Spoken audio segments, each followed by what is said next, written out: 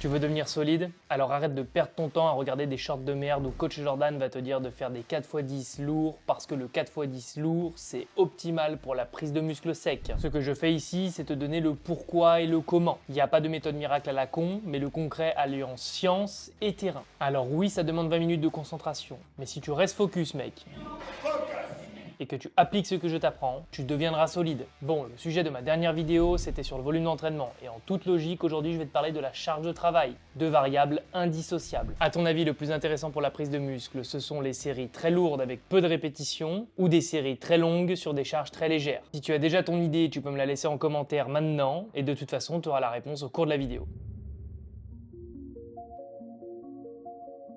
Pour savoir quelle charge tu vas devoir utiliser pendant tes entraînements, il va falloir que tu t'appuies sur différentes notions. Commençons par la base, les RM ou les reps maximales. Il s'agit de n'importe quel effort maximal que tu vas réaliser sur un nombre de répétitions donné à l'avance. Comment il se détermine? Ma méthode s'appuie sur deux systèmes, l'estimation puis le test. Pour l'estimation, je vais te donner un exemple concret. Tu as réalisé il y a peu un 10 RM à 80 kg au développé couché. Cet exemple n'est pas choisi au hasard, on a tous déjà réalisé un 10 RM au développé couché.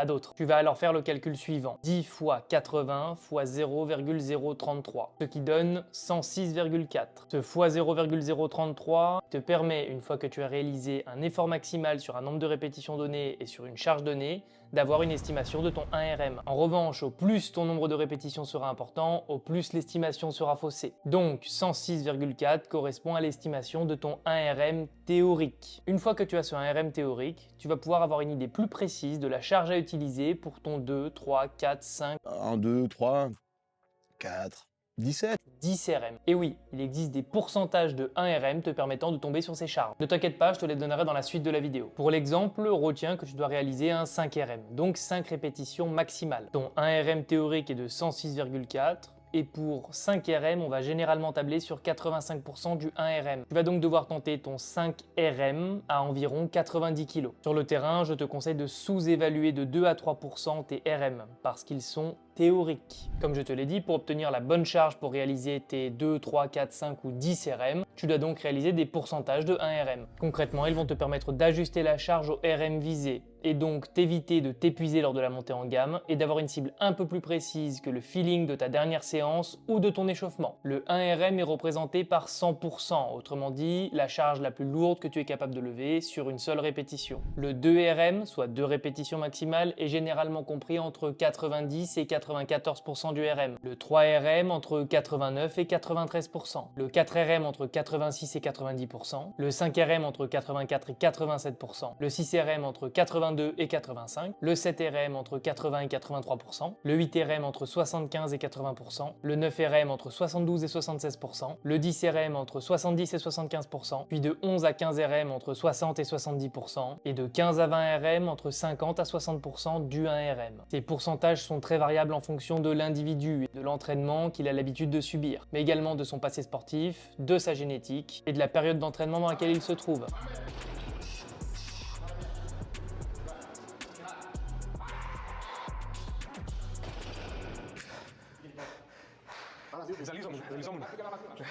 En fonction des charges utilisées, tu comprends que tu vas pouvoir réaliser un plus ou moins grand nombre de répétitions induisant un temps d'effort variable. Au plus tu te rapproches de ton 1 RM, au moins tu feras de répétitions, au plus tu t'en éloignes, au plus tu en feras. Concrètement, utiliser des pourcentages de charge compris entre 85% et 100% du 1 RM induit une très haute intensité de travail, plutôt typée force. Donc des séries avec un petit nombre de répétitions et de très grosses charges. Ce genre de travail correspond à des temps d'effort très courts, de 1 à 15 voire 20 secondes. En gros, des séries de 1 à 8 répétitions. Tu te retrouves donc dans la filière numéro 1, la filière anaérobie lactique, te permettant de fournir des efforts très explosifs et très courts, te permettant de maximiser ta force. Pour les pourcentages de charge compris entre 70 et 85% du 1 RM, l'intensité sera moyenne mais les temps d'effort seront plus longs, allant de minimum 15 secondes à un maximum d'une trentaine de secondes. Les séries de 8 à 14 répétitions sont représentatives de ce type d'effort. Sur ce genre d'effort, ton corps utilisera principalement la filière numéro 1 et la filière numéro 2. Ce genre de série te permet d'obtenir un mix tension mécanique, stress métabolique, puisque les charges utilisées sont relativement importantes et les temps d'effort sont jusqu'à 2 fois supérieurs comparés à un effort à très haute intensité. Rappelle-toi que quand je te donne des fourchettes de répétitions, le nombre de répétitions ne s'arrête pas à 8 ou à 14 répétitions. Le temps d'effort peut légèrement dépasser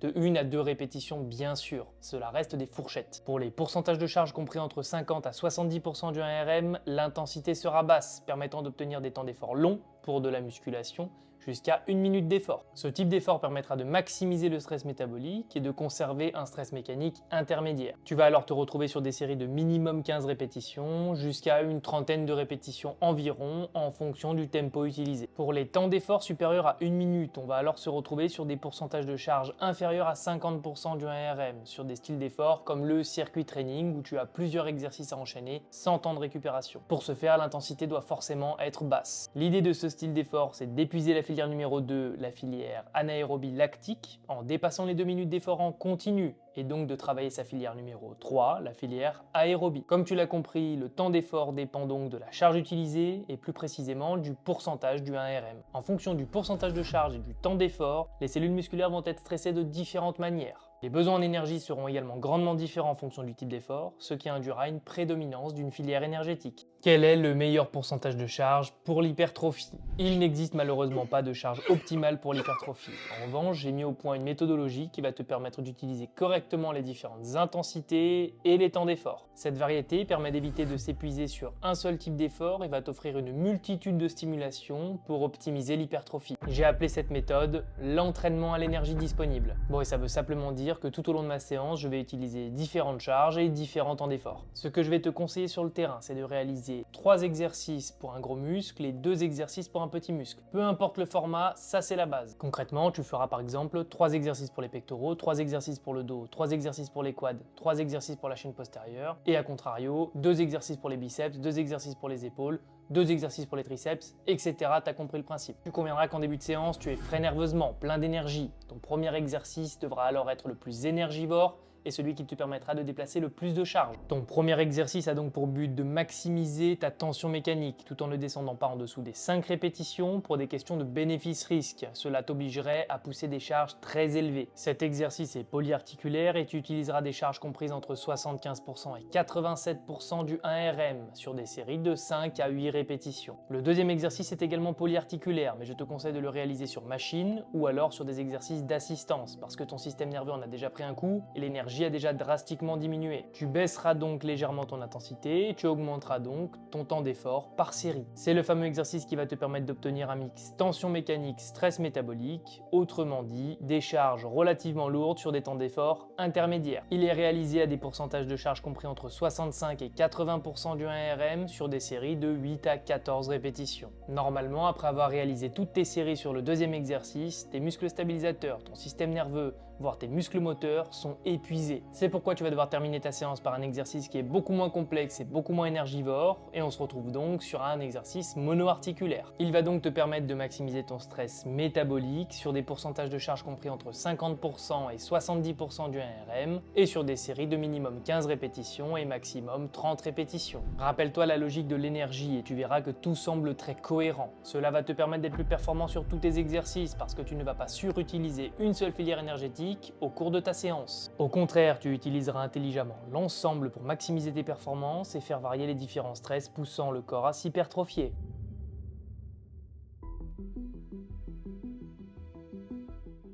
Tous ces calculs, c'est bien beau, mais sur le terrain, comment déterminer sa charge de travail? Quand tu débutes, tu n'as pas de repères et tu connais pas tes capacités réelles. Ce que je vais te conseiller en début de cycle, c'est de réaliser un 10 RM sur chaque première série de chaque exercice. Et oui, c'est la meilleure solution si tu veux avoir une idée réelle de tes capacités. Une fois que tu as réalisé ce 10 RM, tu pourras donc obtenir ton 1 RM théorique, te permettant d'avoir des pourcentages de charge du 1 RM pour ajuster tes charges plus précisément, comme je te l'ai expliqué en début de vidéo. Ensuite, en fonction des fourchettes de répétitions que tu dois réaliser, tu t'appuieras sur la tranche basse du pourcentage du 1 RM correspondant à ce nombre de répétitions. Par exemple, si tu as un 1 RM au squat à 100 kg et que tu veux réaliser 5 à 8 répétitions, tu partiras à 75% de 100 kg, qui correspond à la tranche basse du pourcentage du 1 RM de ces répétitions. Garde bien en tête de te laisser de la marge à chaque série. 1 à 2 répétitions me semble être le minimum. Et oui, tu n'as pas de technique, tu es très probablement instable, alors attention avec l'intensité et l'échec. Tu as maintenant quelques années d'entraînement et tu es donc un pratiquant avancé. Normalement, tu as une idée précise de tes capacités et tu as déjà un éventail de RM réalisé important. Ce que je te conseille tout de même, c'est de réaliser un 5 RM sur tous les exercices polyarticulaires et un 10 RM sur tous les exercices monoarticulaires. avec idéalement un échec musculaire et non un échec technique ou postural. Tout ça, je t'en parlerai dans la prochaine vidéo. Pourquoi le 5 RM sur l'exercice polyarticulaire et non le 10 RM? Parce que tu es maintenant avancé, tu es donc capable de fournir des efforts à très haute intensité. Cela permet également d'avoir une estimation du 1 RM plus précise. Et pourquoi je te demande de réaliser des 10 RM sur les exercices monoarticulaires? Parce que cela peut représenter un risque en fonction de l'exercice d'isolation que tu choisis. Une fois ton 1 RM obtenu, tu vas alors choisir un pourcentage médian du 1 RM en fonction de la fourchette de répétition à réaliser. Par exemple, tu as 1 RM au squat à 140 kg. Pour réaliser des séries de 5 à 8 répétitions, tu devrais alors utiliser un pourcentage de 1 RM compris entre 78 et 81%. Garde toujours en tête, peu importe ton niveau, de sous-estimer tes charges de travail de 2 à 3%. C'est pourquoi je te donne un médian compris entre 78 et 81%. L'optimiste tablera sur 81%, le réaliste choisira 78%. À toi de voir. Reste l'option numéro 3. Tu es un pratiquant de force athlétique ou un jeune téméraire qui réalise régulièrement des 1 à 3 RM. Dans l'option 1, tu sais ce que tu fais et c'est en corrélation directe avec ta discipline. Dans l'option 2, c'est contre-productif et le bénéfice-risque de ton action est négatif. Et oui, si tu cherches à prendre du muscle, réaliser des 1 à 3 RM, c'est certainement pas le moyen le plus optimal d'y parvenir. Laisse donc les séries de 1 à 3 répétitions aux vrais athlètes de force athlétique.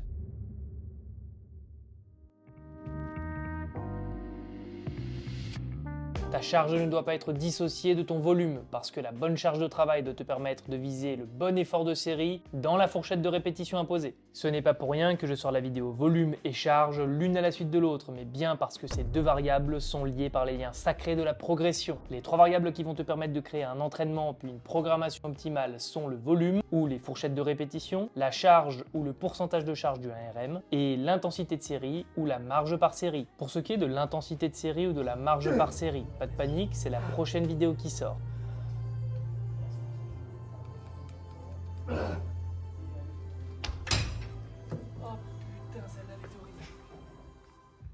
Donc pour résumer, ta charge doit être correctement ajustée pour te permettre d'atteindre ton nombre de répétitions visées avec la marge imposée. De cette manière, le hasard n'existe pas et l'ego non plus. Il n'est sûrement pas question de placer la charge au devant de la scène et de laisser les deux autres variables au hasard pour satisfaire ton ego. Ta charge de travail, c'est en fait la dernière roue du carrosse qui doit te permettre de tomber pile poil dans l'effort visé grâce au pourcentage de 1 RM. Comme toujours, il y a la théorie et la pratique. Le terrain primera toujours parce que tous les calculs du monde ne valent rien si une fois sous ta barre, malgré toute la précision possible, tu es incapable de réaliser la fourchette de répétition avec la marge imposée. Le conseil Pichal, c'est donc d'ajuster sa charge en début de cycle en fonction de ses sensations et de se laisser plus de marge que prévu. Rappelle-toi les 2 à 3% de sous-estimation. Retiens qu'on a très souvent les yeux plus gros que le ventre. Avoir la bonne charge sur une séance, c'est bien.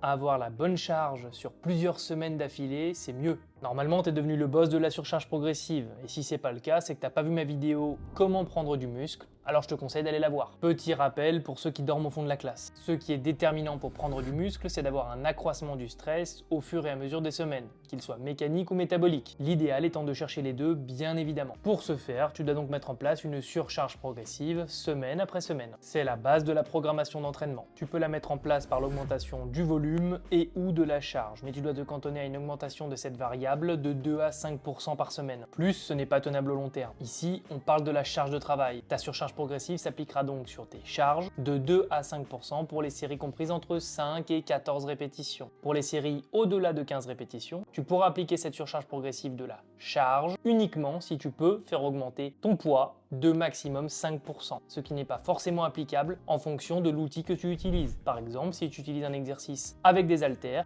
tu ne pourras pas augmenter de 5% par semaine parce que les poids montent généralement de 2 en 2 kg. L'autre complexité de cette augmentation de la charge, c'est l'application terrain. En effet, dans nos salles françaises, il est très rare de trouver des poids en dessous de 1,25 kg. Autrement dit, 2,5 kg en plus sur tes barres chaque semaine, ce qui est en réalité énorme. Ce que je te conseille, c'est d'acheter sur Unistrench le pack 3,75 kg qui va comprendre une paire de 0,125 g, 0,250 g, 0,5 kg et 1 kg. Ce pack-là coûte environ 75 € chez Unistrench. Tu peux peut-être le trouver à moins cher ailleurs, mais cela reste un investissement minime qui te permettra de progresser au long terme. La charge va pouvoir varier en fonction des exercices. Vaste sujet, mais pour faire court, comme je te l'ai déjà rapidement expliqué juste avant, tu auras 3 exercices par groupe musculaire, peu importe ton format. Ton premier exercice sera un exercice polyarticulaire, où je veux que tu maximises ta tension mécanique sur des pourcentages de charge compris entre 75% du 1RM et 85% du 1RM. Premier exercice polyarticulaire, très lourd, série de 5 à 8 répétitions pour résumer. Le deuxième exercice, c'est le mix stress métabolique, tension mécanique. Tu vas le réaliser sur des pourcentages compris entre 65 et 80% du 1RM, donc des charges moyennement lourdes sur des temps d'effort plus longs, des séries de 8 à 14 répétitions. Cet exercice sera réalisé sur machine, te permettant d'être plus stable et donc de pousser des efforts sur des plus longues durées. Le dernier exercice sera forcément monoarticulaire, te permettant d'avoir une exécution la plus simple possible pour pousser ta série le plus loin dans le temps, jusqu'à 1 minute voire un petit peu plus, et donc réaliser des séries de 15 à 30 répétitions. Je te mets au défi de réaliser des séries de 20 à 30 répétitions au développé couché, en restant propre, technique, avec le même mouvement du début à la fin. C'est quasiment impossible, je te rassure, c'est pourquoi je te conseille de le réaliser sur un exercice monoarticulaire. Ça, c'est ma méthodologie numéro 1. Une fois un palier atteint, tu peux complètement modifier l'ordre des exercices ou les temps d'effort, mais je veux que tu conserves les exercices polyarticulaires en début de séance. Ne me mets pas un exercice monoarticulaire en début de séance. Et encore, cela peut se justifier. Par exemple, dans une de mes séances jambes, j'ai du leg curl assis en premier exercice. Je l'ai placé ainsi parce qu'en fin de séance, je n'arrivais pas à progresser dessus. J'avais déjà des exercices qui fatiguaient mes ischio-jambiers sur des mouvements polyarticulaires comme du soulevé de terre, et j'ai remarqué qu'en plaçant mon exercice de leg curl en premier et mon exercice de soulevé de terre en deuxième, je progressais quand même sur les deux mouvements. Dans certains cas, tu vois qu'il est quand même possible d'avoir un exercice monoarticulaire en premier. Ce style de programmation est réservé à des personnes vraiment entraînées, qui ont des retards de progrès sur certains exercices et de l'avance sur d'autres, sur les mêmes groupes musculaires. Je te conseille donc de conserver cette logique d'énergie décroissante à l'intérieur de tes séances, donc du plus complexe au plus facile.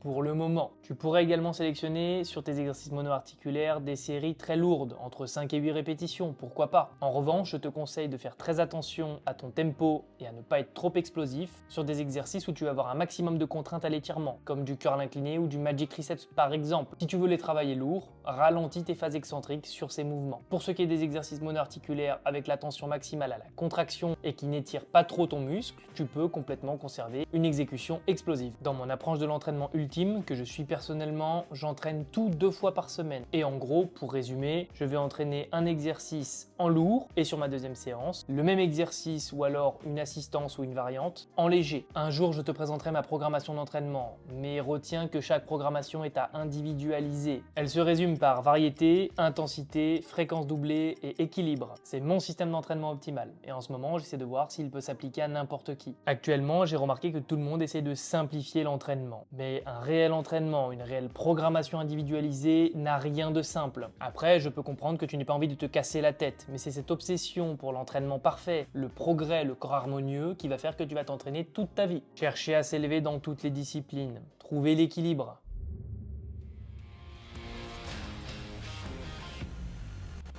Pour terminer cette vidéo, parlons un petit peu des déviances de la charge et commençons avec l'ego lifting. Je le définirais comme le fait de pousser des charges qu'on n'est pas capable de pousser en utilisant toutes les méthodes possibles. Très souvent, ça va être de dégrader sa technique ou son exécution. En 2018 et en 2019, j'ai fait pas mal de force athlétique. J'étais bien seul dans les salles et je me rappelle que personne comprenait pourquoi je restais 1 heure sur mon squat. C'était pas à la mode et aujourd'hui c'est tout l'inverse. En effet, tout le monde s'y est mis et c'est super que ce sport soit plus mis en avant. Mais comme il y a beaucoup plus d'acteurs sur le marché, l'information devient difficilement accessible et il y a beaucoup plus de conneries. Les performances deviennent de plus en plus monstrueuses, mais le jeune qui commence aujourd'hui la force athlétique n'a plus de repères. S'il est sur Instagram et qu'il commence à se comparer, c'en est fini de lui avant même qu'il ait poussé sa première barre. Aujourd'hui, il est assez courant de voir des athlètes de très haut niveau réaliser des performances incroyables avec des techniques d'exécution dégueulasses, pourtant validées par 3 drapeaux blancs. Heureusement, dernièrement, les règles sur la forme ont été durcies, notamment au développé couché. Le problème, c'est qu'un public non averti voit la performance et se dit que c'est la bonne méthode, la bonne exécution. Ce qu'il ne voit pas, c'est les années d'entraînement et d'adaptation pour supporter de telles contraintes. Donc pour tous les jeunes qui ont déjà acheté la ceinture SBD à 260 €, les Romaleos à 200 €, les genouillères SBD à 120 €, le singlet à 90 € et j'en passe, mais qui n'ont jamais pensé à prendre un coaching avec un expert des mouvements, vous n'avez pas tout compris. Et formez-vous auprès de personnes qualifiées, pas auprès du mec qui a squatté 300 kg dans ta salle après seulement 2 ans de force athlétique. il y a peut-être anguille sous roche. Faut bien que tu comprennes que prendre un coach sous hormones, c'est prendre le risque d'avoir un coach qui va te donner des conseils sur des choses qu'il n'a jamais vécues. Ça fera, comme tout sujet intéressant, l'objet d'une vidéo. Le bénéfice-risque négatif du 1 à 3 RM est l'inutilité pour l'hypertrophie. Quand je te déconseille quelque chose, rappelle-toi que c'est toujours dans un cadre précis. Par exemple, si je te déconseille de réaliser des 1, 3, voire 4 RM, c'est dans un objectif de prise de muscle, de longévité et d'équilibre. Dans cet objectif, réaliser des séries à plus de 90% de ton RM représente un bénéfice-risque négatif. Je m'explique. Pour prendre du muscle, tu sais que tu dois avoir une tension mécanique et un stress métabolique important. Tu pourrais donc te dire qu'en maximisant ta tension mécanique sur des séries de 1 à 4 répétitions, tu maximises donc ton hypertrophie. C'est vrai, uniquement si tu as suffisamment de séries pour avoir un volume de répétition important. Deux problèmes se posent alors. Le temps d'entraînement pour réaliser un volume suffisant. Prenons 3 séries de 8 répétitions qui totalisent 24 répétitions. Pour avoir ce volume-là à des fins d'hypertrophie en réalisant des séries de 3 répétitions, tu dois alors avoir 8 séries. En étant optimiste, tu ne prends que 3 minutes de repos entre tes séries. Tu vas donc totaliser 24 minutes de repos pour réaliser 8 séries de 3 répétitions. En comparaison, pour un 3 x 8, tu auras besoin de 9 minutes de repos. Tu comprends bien vite la première limite. La seconde vient de la logique de l'énergie décroissante et de mon expérience et de ce que j'ai pu partager avec des athlètes qui s'entraînent depuis au moins 10 ans. S'entraîner régulièrement à plus de 90% du 1RM est épuisant et usant pour le système musculaire, articulaire et nerveux. Rappelle-toi encore une fois que dans ce cas précis, on cherche l'hypertrophie et on doit donc cumuler un volume important à des intensités variables. Mais si tu cumules au volume et intensité supérieure à 90% du 1RM, crois-moi que tu vas pas faire long feu. Ce que je te conseille, c'est donc de ne pas descendre en dessous de 5 répétitions et de n'en faire que sur ton premier exercice. Si tu cherches à prendre de la force et à optimiser le travail de cette qualité, c'est une toute autre histoire bien sûr. Si tu veux une programmation d'entraînement personnalisée, prends un appel avec moi ou une programmation directement. En 30 minutes, je peux régler tous tes problèmes d'entraînement et cela vaut largement une rétribution financière, puis cela va t'engager à respecter ton rendez-vous. Si tu veux passer au niveau supérieur de l'entraînement ou éviter les conneries qui vont freiner ton progrès, n'hésite pas. Prends rendez-vous dans le lien Calendly juste en dessous de la vidéo. La différence entre être fort et utiliser sa force au service de l'hypertrophie. Je viens de te dire que l'entraînement en force ne servait à rien pour l'hypertrophie.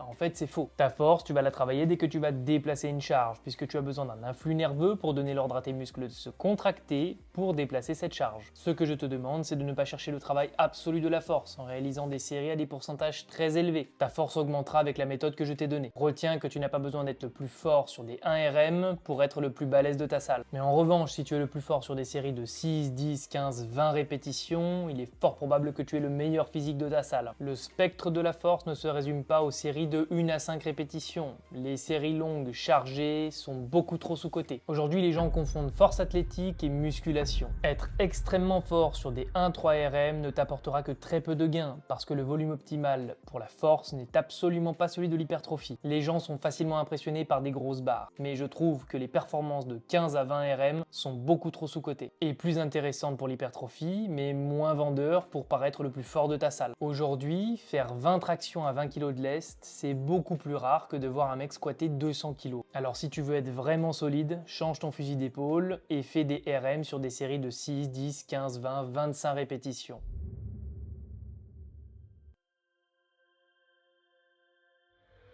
C'est bon, la charge de travail n'a plus de secret pour toi. Avec ces 3 dernières vidéos, tu dois pouvoir t'entraîner correctement et savoir mettre en place une évolution sur tes semaines d'entraînement. J'ai encore beaucoup de sujets de vidéos sur la méthodologie d'entraînement à traiter pour que tu sois autonome sur tes séances. Si tu es pressé et que tu as plein de questions, comme je te l'ai dit plus haut, n'hésite pas à réserver un call avec moi dans le lien sous la vidéo. L'idée de ces calls, c'est de te donner la possibilité d'avoir des réponses à tes questions, d'élaborer ensemble ta programmation, de changer ta vision de l'entraînement, d'améliorer ton lifestyle et de remettre de l'équilibre dans ta pratique. Si tu veux passer à l'étape supérieure en prenant directement une programmation d'entraînement personnalisée avec moi, tu peux m'envoyer un mail à cette adresse. Comme à chaque vidéo, n'hésite pas à t'abonner si ce n'est pas déjà fait, activer la cloche, liker et bien sûr partager cette vidéo si elle t'a plu. Allez, je te laisse ici, t'as pas mal de boulot, faut que tu détermines ton volume d'entraînement et ta charge de travail.